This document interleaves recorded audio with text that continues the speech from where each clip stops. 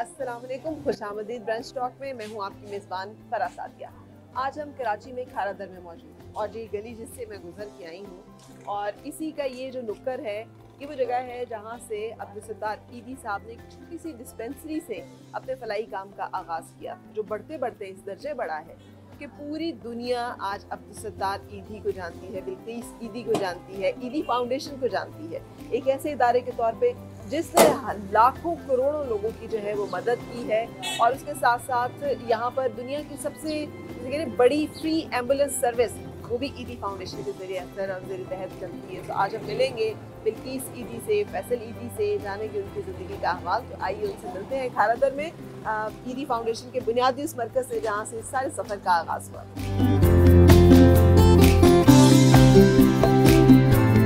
अस्सलाम वालेकुम।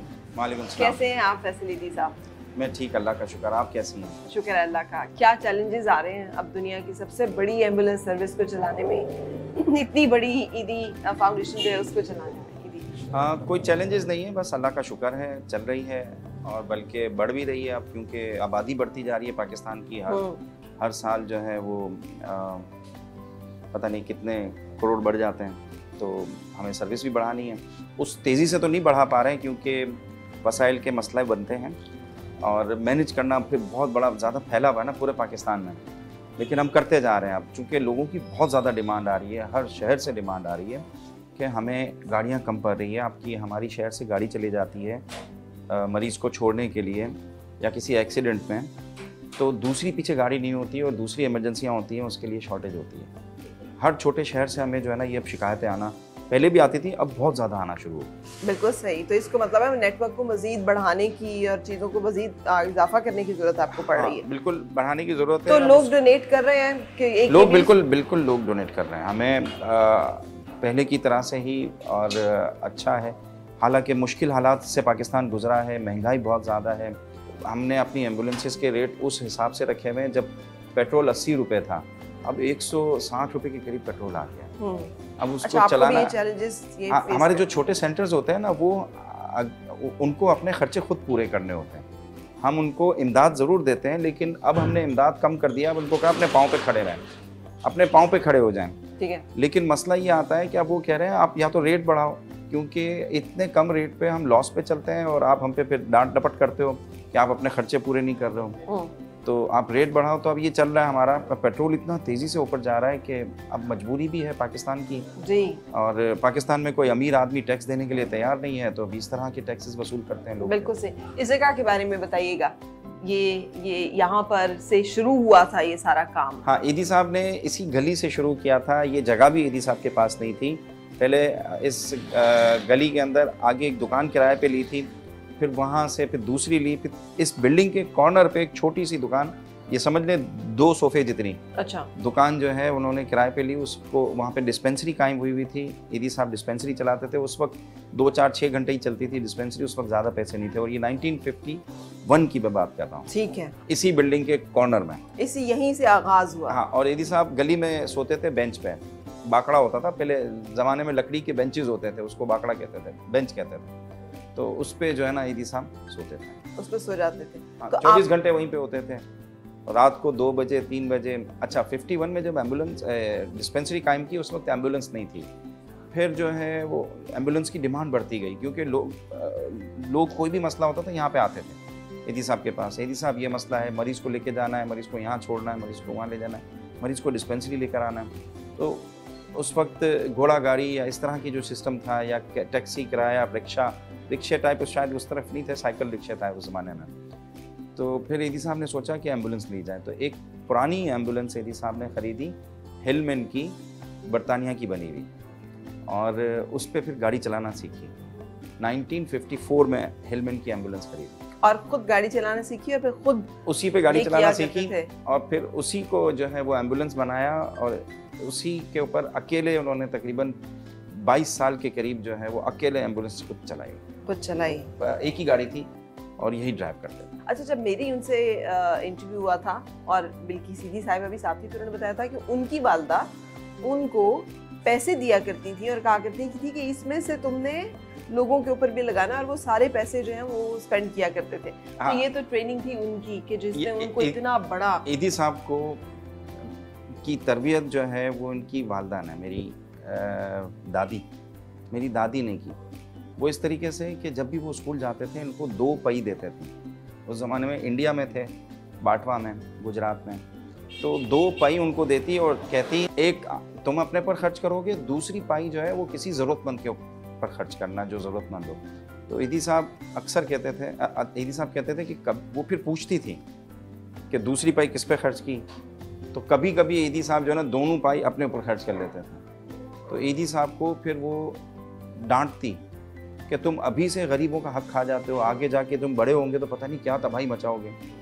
तो वो बात इनके दिमाग में बैठ गई कि नहीं, किसी के लिए हमें किसी के लिए काम करना है। ठीक है, तो आपकी तरबियत, क्योंकि ये तो उनके थे ना कि जिसने दुनिया की एक ऐसे इंसान को, एक ऐसी शख्सियत जिसको हर मज़हब का, हर मुल्क का, हर इलाके का, हर शहर का, हर तरह का फ़र्ज है वो उसे ओन करता है, क्योंकि वो इंसानियत का परवरदा है। ईदी साहब की जो तरबियत हुई वो बिल्कुल गांव के माहौल में हुई। अच्छा।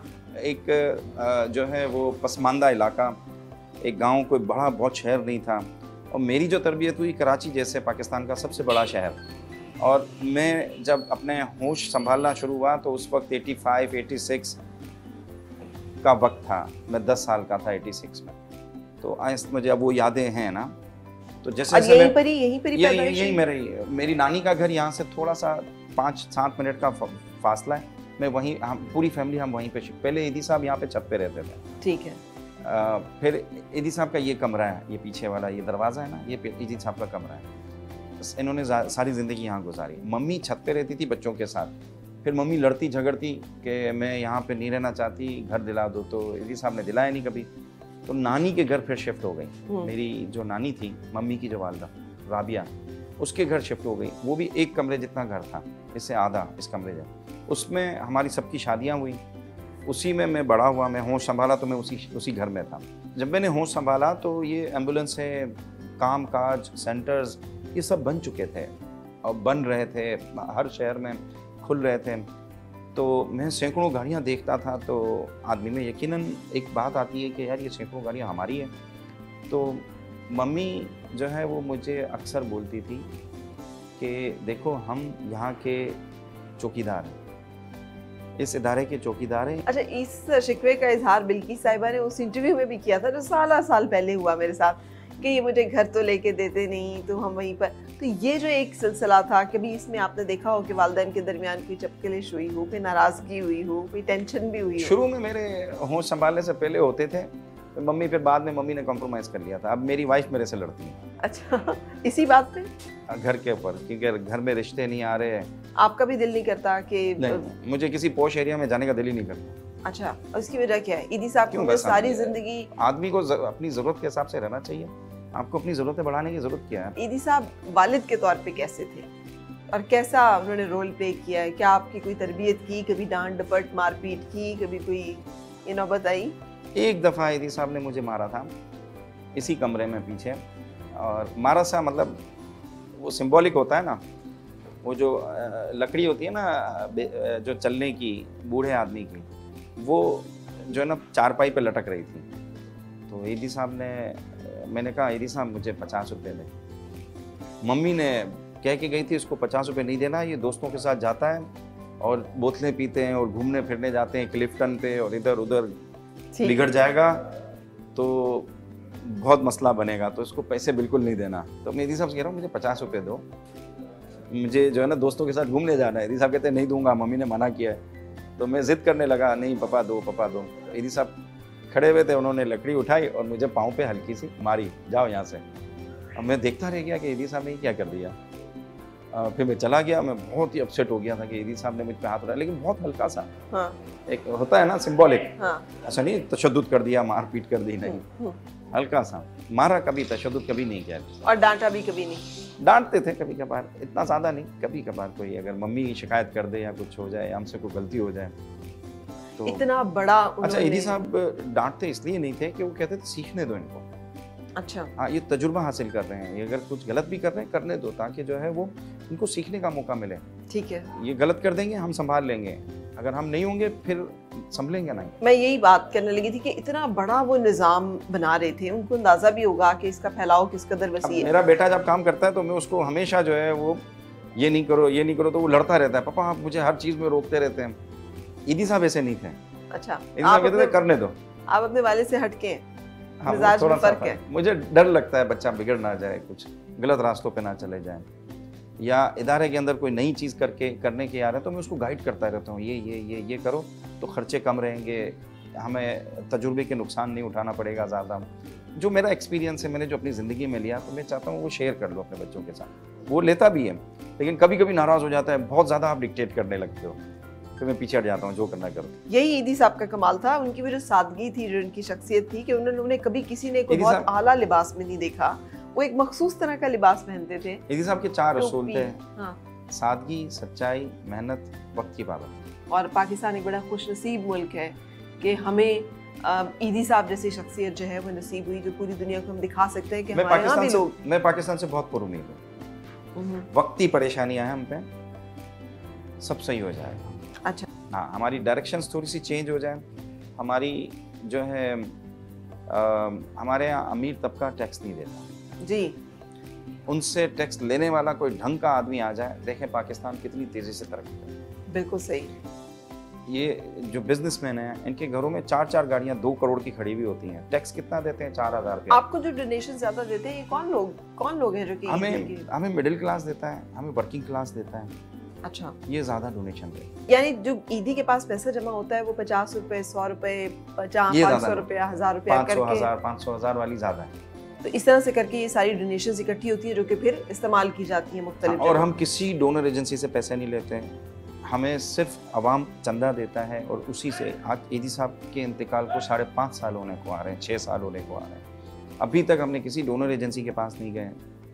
बहुत सारों ने आके हमें ऑफ़र की, ईदी साहब के ज़माने में की, आज भी किए। हमें ज़रूरत ही नहीं, हमें जब आवाम इतना पैसा दे देती है कि हमारे सारे खर्चे चल जाएं, हमें जाने की जरूरत ही नहीं है। हमने ना बाहर की चंदा मुहिम भी बहुत उससे चलाया करते थे, उनका एक इमेज था ना, लेकिन आप लोगों ने उसके बाद नहीं, मैंने कम किया है, लेकिन कम किया। ठीक है, उसकी वजह क्या रही? ईदी साहब का एक इमेज था जी, लेकिन आप भी तो उसी के आहिस्ता आहिस्ता, जैसे थोड़ा सा 5-7 साल हो जाएंगे, फिर मैं भी बिग मिशन करता, फिर आप भी करते रहेंगे। बिल्कुल। यहाँ से कितनी यादें हैं फिर? ये तो पूरी जिंदगी आपकी यहीं पर गुजरी हुई है ना, हर एक। मेरा सारा बचपन इसी, समझ ले, इसी बिल्डिंग में गुजरा। ऊपर मम्मी रहती थी, तो हम रहते हैं नानी के घर पे थे, लेकिन कभी कभी मैं ज़िद करके लड़के आता था ऊपर सोने के लिए कि आज मैं मम्मी के पास सोऊंगा या ईदी साहब के पास सोऊंगा। मैं ऊपर दूसरे माले पे सोता था। अब वो स्कूल बन गया है, अब वो स्कूल बन गया है, ईदी होम है। ठीक है, बच्चों का सेंटर तो है। आइए देखते हैं कि एक नज़र जहाँ पे सारी ज़िंदगी ईदी साहब की भी गुजरी और जहाँ पे आपकी भी सारी ज़िंदगी गुजरी, और फिर मेरा ख्याल है घर वालों से भी मुलाकात कर। ये ईदी साहब का कमरा है।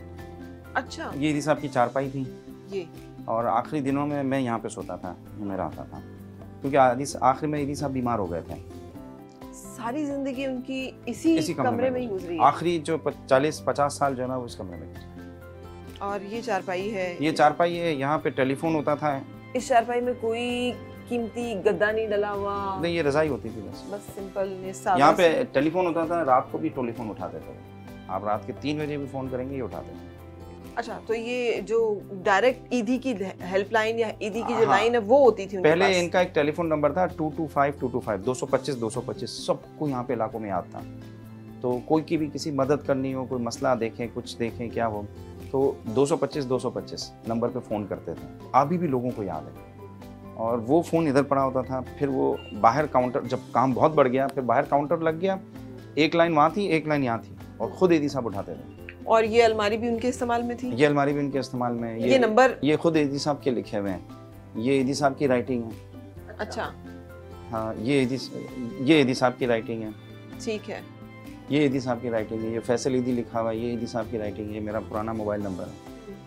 तो अपने काम के सारे नंबर जो है वो उन्होंने यहाँ पे साफ जरूरी पुलिस थाने के नंबर रखे हुए इन्होंने। ये इटादा थाने के नंबर। ठीक है। और ये अच्छा, ये आपके सारे घर ये वालों नाम है, के- ये ट्रस्टीज हैं हमारे ईदी फाउंडेशन के। ठीक है। सो बिल्की साहिबा और आपके अलावा ये बाकी सब जो है ये बहनें हैं, हाँ, ये भाई है, एक कुतुब भाई है और बाकी बहनें। बाकी बहनें। कुबरा, फैसल, मैं हूँ, अलमास और जीनत।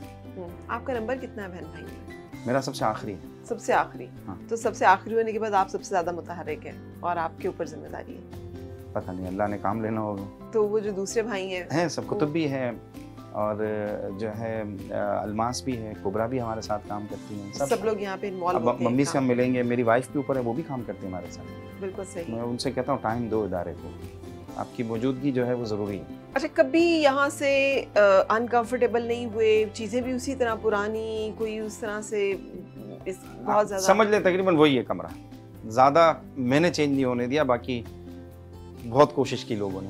अच्छा, तो अब ये कमरा किसके इस्तेमाल? इनका जो ऑफिस वाला कमरा था उनमें भी दीवार पे बहुत सारे नंबर वगैरह ऐसी तरह लिखे हुए थे, तो वो मेरी बहनों ने रंग करवा दिया। वो इतना अफसोस हो रहा है कि इन्होंने ज़ाया कर दिया। ईदी साहब के हाथ की चीज़ें लिखी हुई थी। हाँ, और एक तरीक़ेकार था उनका। बिल्कुल सही, सादगी के साथ। ये किताबें जो हैं ये भी ये उनके- किताबें मेरी हैं ज़्यादातर। ठीक है, ये आपके इस्तेमाल में रही। बिल्कुल सही। सो यहाँ से इस कमरे तक उनका जो है वो ऑपरेशनल बिल्कुल। ये ऑफिस था, ये कमरा था। और कितनी देर काम करते थे वैसे? 24 तो घंटे। हाँ, वैसे तो रात के आगे 3 बजे यहाँ फ़ोन पर है। उठाते। हाँ, रात के 3 बजे फ़ोन उठाते, कोई भी होता खुद, और बिल्कुल चुकड़ने रहते हैं। खुद चल के जाने की जरूरत पड़ती थी तो फौरन से चल पड़ते थे। बाद में तो खैर इतना ज़बरदस्त सिस्टम हो गया था।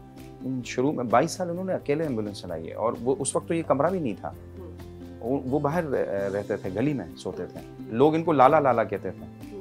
तो लाला चौकीदार नहीं होते हैं, तो उठाते, लाला जो है वो दरवाज़ा खोलो, ऊपर डॉक्टर के पास जाना है, या डिलीवरी है ऊपर जाना है, लाला एम्बुलेंस चाहिए, चलो हमारे साथ। तो लाला के नाम से मशहूर थे। फिर बाद में मौलाना के नाम से मशहूर हुए, और एक मना करते थे, मुझे मौलाना नहीं बोला। बिल्कुल सही। बहुत खूबसूरत यादें हैं इन तमाम चीज़ों के आ जाए साथ। मम्मी के पास चलते हैं। ठीक।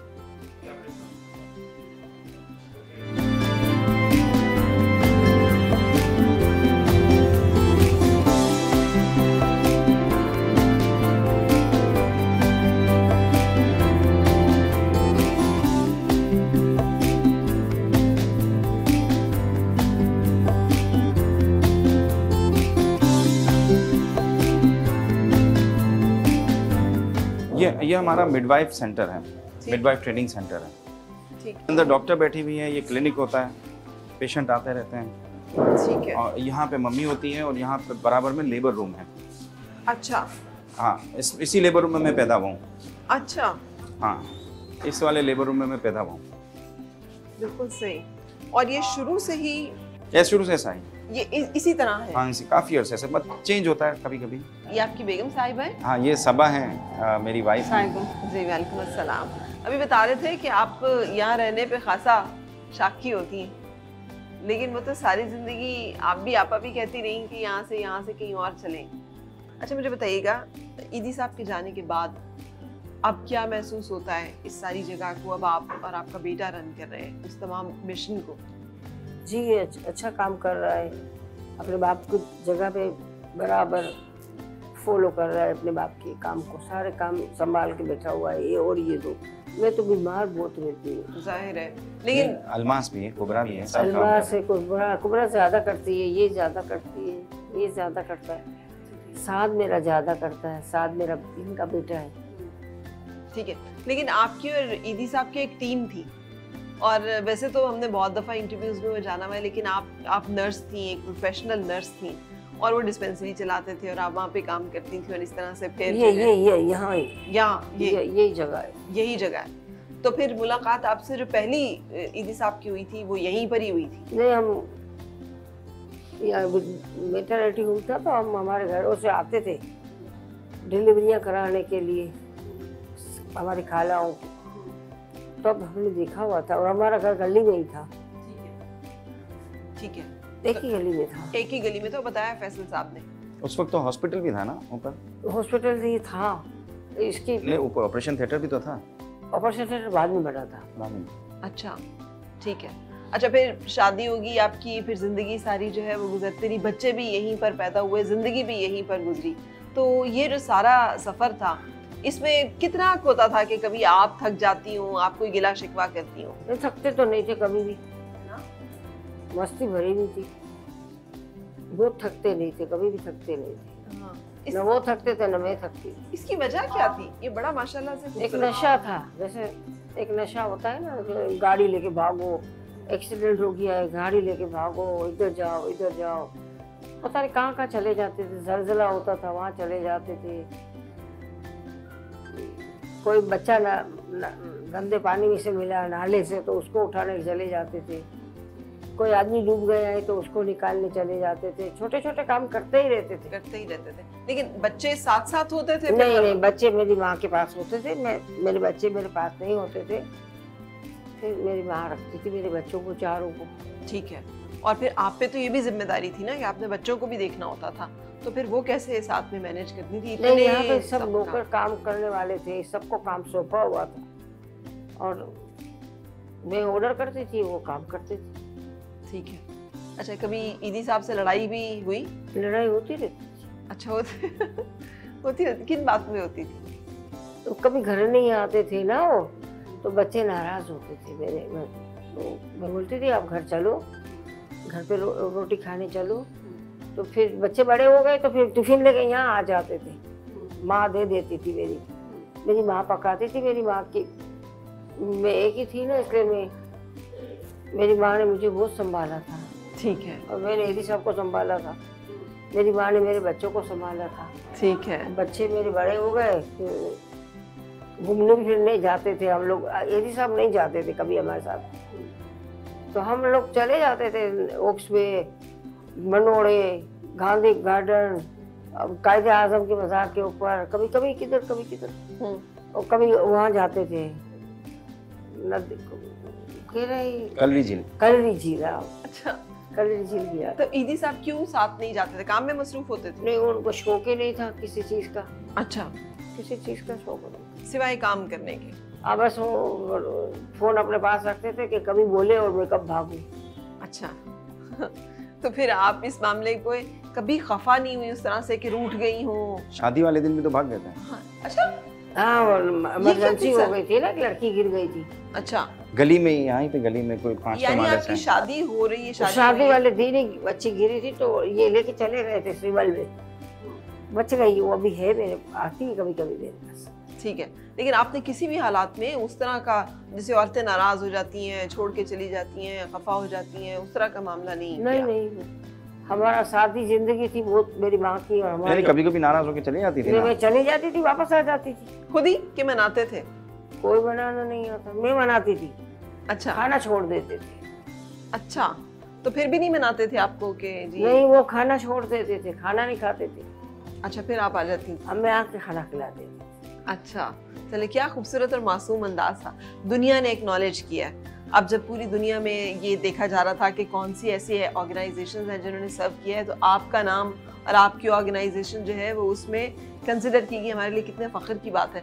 कभी सोचा था जब आप लोग काम कर रहे थे कि ये आएगा कि दुनिया की सबसे बड़ी एम्बुलेंस सर्विस जो चैरिटी पे चलती है वो आपकी होगी, वो आप लोग चला रहे होंगे? हमको नहीं पता था। ये मेरा मियाँ और इनके जो साथी थे वो करते रहते थे। वो रात को उठ के बैठ के लिखते थे। मैं बोली क्या लिखते हो? बोले मैं कोई बात याद आती है तो लिख लेता हूँ, वरना मैं भूल जाऊंगा सुबह। रात को उठ के बैठ के लिखते थे। मैं ये छोड़ने जाना है, हमारी छोड़ने जाना है, मैं ये छोड़ने, ये हमारी तफरीह होती थी। हमारे बच्चे और हमारे बिल्डिंग वाले बच्चे, हमारी बिल्डिंग के बराबर में है, बच्चे बहुत थे उसमें, हमारी दोस्तें भी थी। बोले कोई मरेगा तो हमको बोलना, कोई मरेगा तो हमको बोलना, कोई बीमार हो तो हमको बोलना। तो हम चले जाते थे, उन बच्चों को भी लेके जाते थे, जैसे हम तफरीह करने जा रहे हैं। यानी काम को आपने बिल्कुल अपनी जिंदगी ही बनाया हुआ था, उसी में ही सब लोग लगे हुए थे? हाँ, हम लोग। अच्छा, तो बच्चों की तालीम, इनको पढ़ाना, इनको वक्त देना, ये मामला कैसे? ये मेरी माँ संभालती थी इनको। मेरे बच्चे थे मेरे, मगर मेरी माँ इनको पालती थी, बड़ा करती थी, स्कूल भेजती थी, स्कूल छोड़ने जाती थी, मार्केट लाती थी, हमको खाना पका के इनको खिलाती थी, मेरे को इधर भेजती थी। मेरी माँ बहुत साथ देती थी मेरा। अच्छा, तो ईदी साहब से कभी उन्होंने शिकवा किया? मैं होश संभाला तो फिर वो अलमास और कुबरा पकाती थी। हाँ, फिर जाहिर है जब सिखाती थी, मेरी बात सिखाती थी।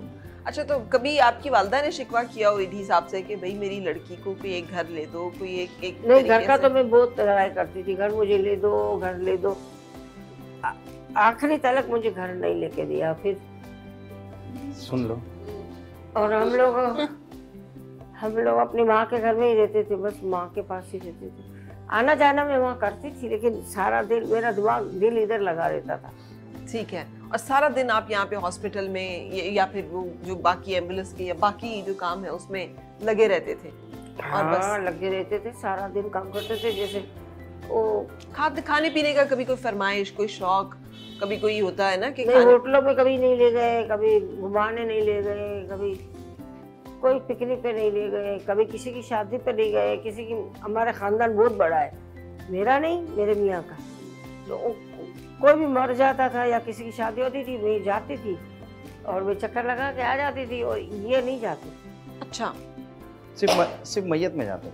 ना, मैयत में भी नहीं जाती, कभी कभी जाते थे? नहीं जाती थी। वक्त ही नहीं मिलता होगा उन्हें अपने कामों से। इनको रिश्तेदारों से कोई मतलब नहीं था, बच्चों से भी कोई मतलब नहीं था, घर से भी कोई मतलब नहीं था, घरदारी से भी कोई मतलब नहीं था।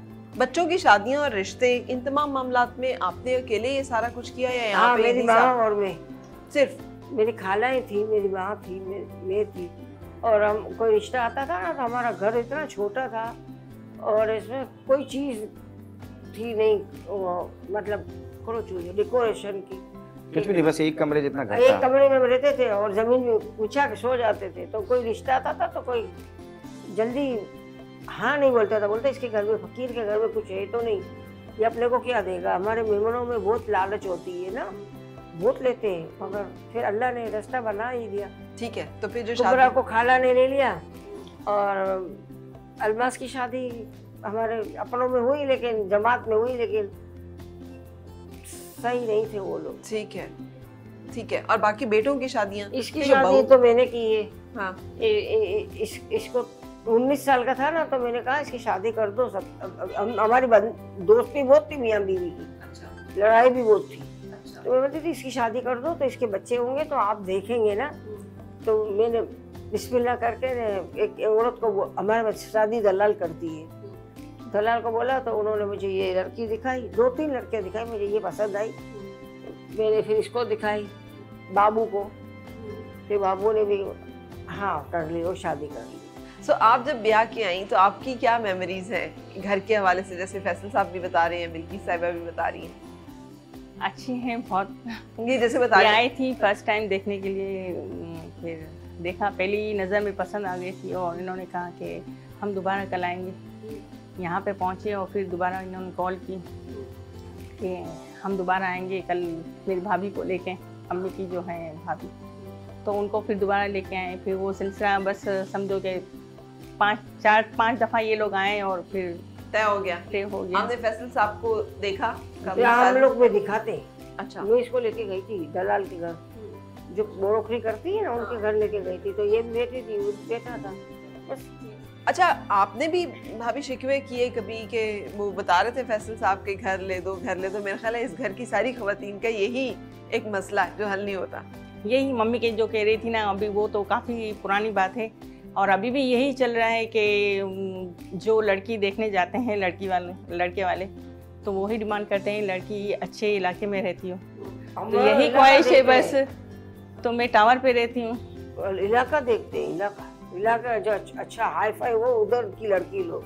अच्छा। तो मेरा भी यही मसला है कि माशाल्लाह 2 बेटियां हैं मेरी, डॉक्टर बन रही बड़ी बेटी, बेटा तो बड़ा है, बीबीए कर रहा है माशाल्लाह, वो 23 साल का है, बेटी है 22 साल की, वो मेडिकल के 3rd ईयर कंप्लीट हुआ, इसका 4th ईयर स्टार्ट है। अच्छा, तो फिर अब बच्चे इस मामले का, अब 3rd जनरेशन है ना जो आपके बच्चे हैं जी, मतलब उनके तो दादा हुए, फिर वालिद को उन्होंने देखा, दादी को देखा, आपको देखा, अब वो कैसे कोप कर रहे हैं इन सारी चीज़ों से जो आप बता रहे हैं कि लोग इस तरह से जज करते हैं? कहते हैं इनसे, मगर ये मानते नहीं। इसका बेटा पैदा घर हुआ में ना, लड़ाई इसी बात पे होती है। इसका बेटा पैदा हुआ ना, तो मौलाना ने कहा मैं इसका नाम अब्दुल सत्तार रखूंगा। मैंने बोला अब्दुल सत्तार तो एक मौजूद है, दूसरे को क्या बोलेंगे अब्दुल सत्तार, तो फिर हम साथ बोलते हैं। आप साथ बोलते हैं? सब सब शनाख्ती कार्ड पे अब्दुल साद का सत्तार नाम है। अब्दुल सत्तार ईदी, अच्छा, मेरे बेटे का नाम। अच्छा, वाह, अब्दुल माशाल्लाह। सत्तार ईदी मोहम्मद साद लिखा हुआ उसमें। अच्छा, किस बच्चे में आपको अब्दुल सत्तार ईदी साहब की आदत ज्यादा दिखाई देती है? होता है ना कोई ना कोई खानदान में बच्चा, उनके ऊपर आदत में भी सिफात में भी होता है। हमारे अंदाज खून में। में ये एक बोलते हैं ना रवा, वो है जरासी में एक खून के में। मेरा नवासा छोटा सा था, अमेरिका चला गया, इनकी शिफ्ट हो गई वहाँ पे, तो स्कूल में जाके बैठा 2-3 दिन तो गया स्कूल, तो फिर बोलता है सब बच्चों के नानी माँ फ्लैग लगे हुए थे, जितने बच्चे थे ना 15-20, सबके स्कूल के सबके मुल्कों के फ्लैग लगे हुए थे, ये यहाँ का है, ये यहाँ का है। तो हमारा नहीं लगा हुआ था, तो फिर मैंने पूछा मिस को कि हमारा फ्लैग कहाँ है, तो मिस ने मुझे प्यार किया और दूसरे दिन मुझे फ्लैग लगा के दिया।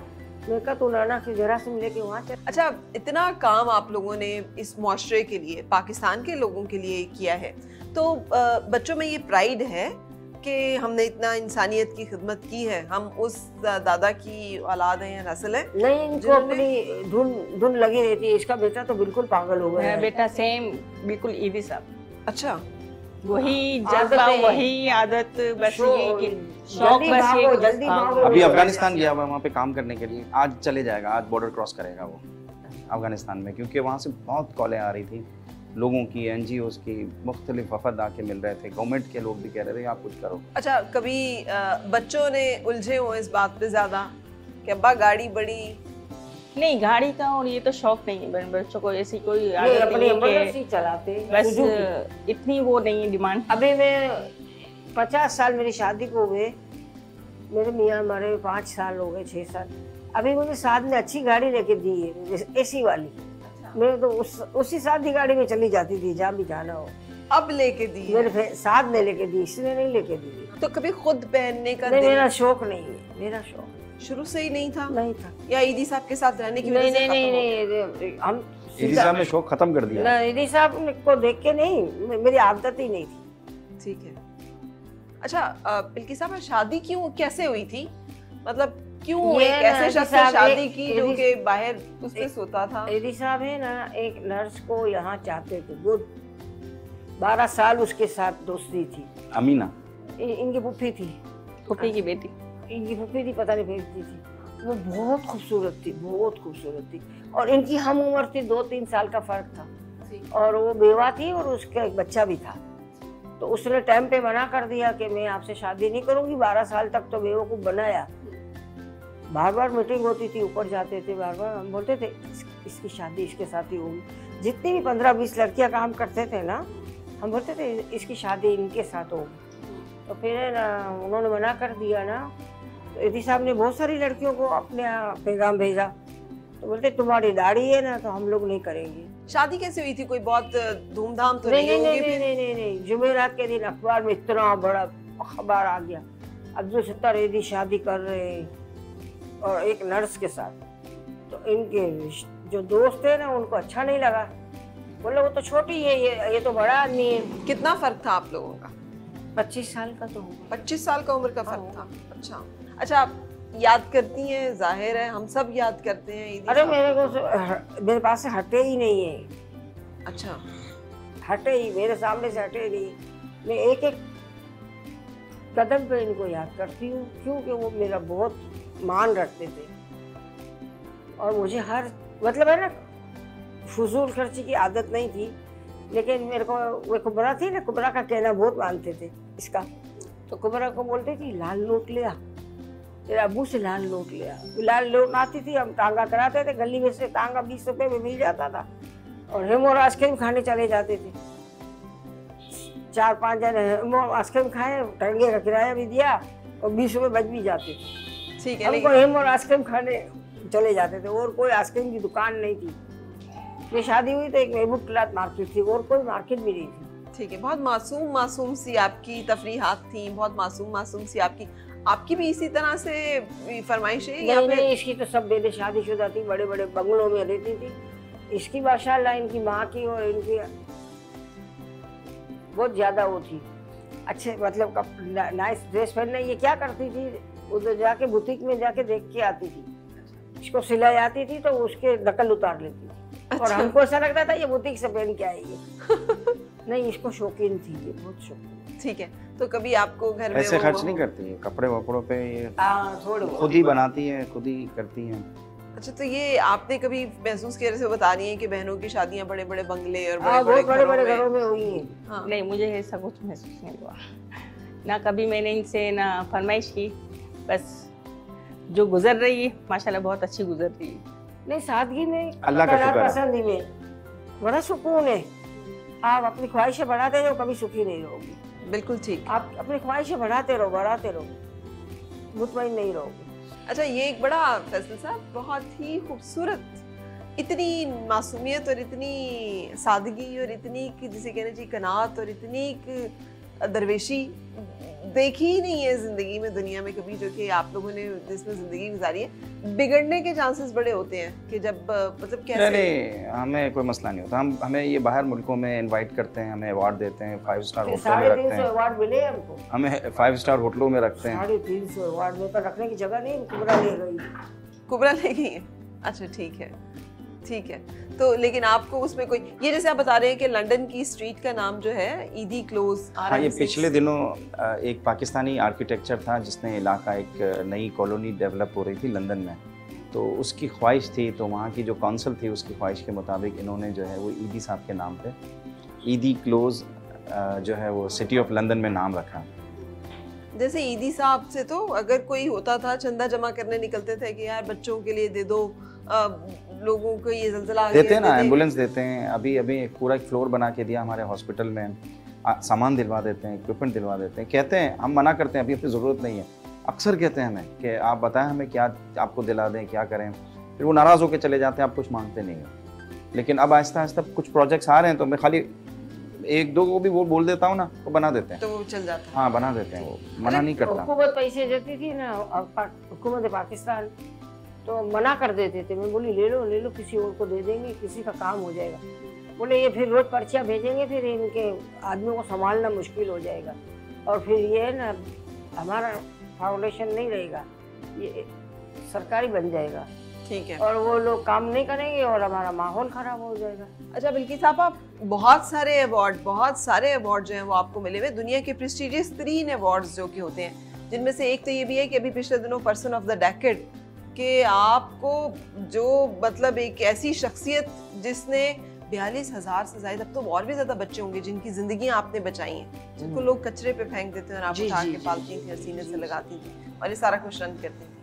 तो ये आपको अंदाजा है कि पूरी दुनिया में लोग आपको जानते हैं, पहचानते हैं? जानते होंगे ना, तभी तो 130 मुल्कों ने मुझे वोट दिया, वोट देते हैं।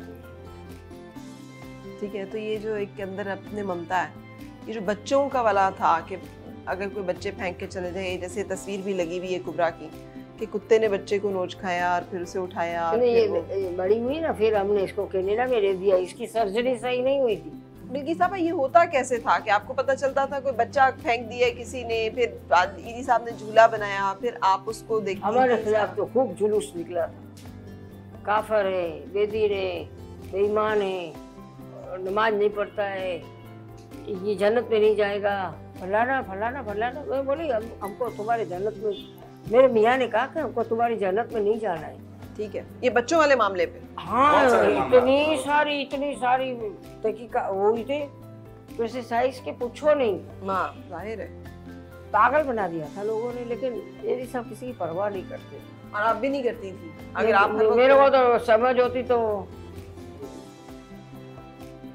ये अपने घर को नहीं देखती, घर में जाके बैठती नहीं बच्चों के साथ, यहाँ आ जाती थी, चली जाती थी। अच्छा, रिग्रेट है, किसी चीज का अफसोस है जिंदगी में? कोई पछतावा, कोई अफसोस के हाय काश ऐसे होता या ऐसे किया होता? नहीं, अल्लाह ने मुझे तो बेहिसाब दिया है, इज्जत भी दी है, दौलत भी दी है, शोहरत भी दी है, और सब कुछ दिया है मुझे। किस लोग के पास पैसा होता है, लोग काम करने से सोचते हैं कि हम कौन सा काम करें। मेरे को तो अल्लाह ने सब कुछ दिया है। ठीक है। और मेरे मियाँ की वजह से। अगर आप मेरे बिल्किस के साथ से एक भी हटा दो तो मैं तो कुछ नहीं, ठीक, कुछ भी तो नहीं हूँ। ठीक है। तो ये बड़ा खूबसूरत आपका अंदाज है। अच्छा ये बताइएगा, खाने पीने का घर में निजाम क्या होता था? जो भी मिले खा लेते थे। मिले क्या घर में पकता था, पकवाते थे? नहीं, मेरी माँ पकाती थी और ये शोरबा रोटी भिगो के खाते थे। मैं इनको भिगा देती थी। और कभी बोले ना मुझे बोटी आग में पका के दे तो एक दो सरिया होता था, तो मैं उसमें एक दो बोटियां इनको पका के नाश्ते में दे देती थी, तो खा लेते थे। ठीक है। और कोई बहुत ज्यादा खाना पीने का शौक नहीं? मीठी चीज शौक से खाते थे। फिर थोड़ी सी पहले मेरी शादी हुई तो मैं यहाँ खड़ी होकर देखती थी, तरबूज से रोटी खाते थे, मौसम्बी से रोटी खा रहे हैं। तो मैं बोली यार ये क्या आदमी, लाल लाल ऐसा लाल, ऐसा पठानो जैसा लाल। वो बात करते थे तो पूरा मुंह लाल हो जाता था, कान, होंठ, नाक सब।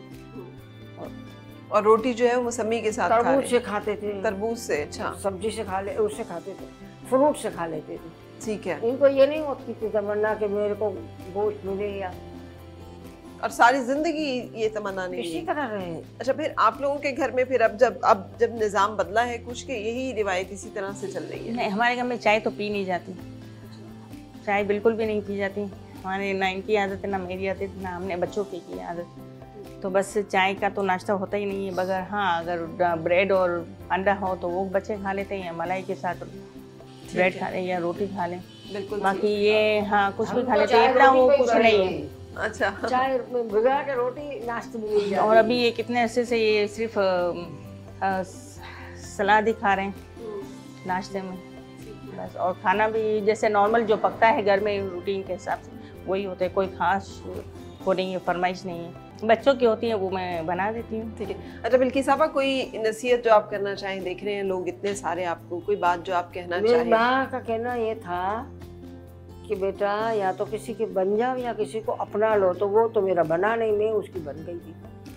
तो इसी तरह है ना, गाड़ी चलती है ये लड़ाई झगड़े करने से। और मेरी डॉक्टर आई थी अभी सुबह में, मेरी दोस्त है वो, मेरे यहाँ पे काम करती है, उसकी शादी होने वाली थी। मेरे को बोलती है मियाँ को अपना बनाना हो तो क्या करना चाहिए? तो मैं बोली आईना नहीं दिखाना कभी भी, आईना दिखाओगे तो काम हो गया। अच्छा।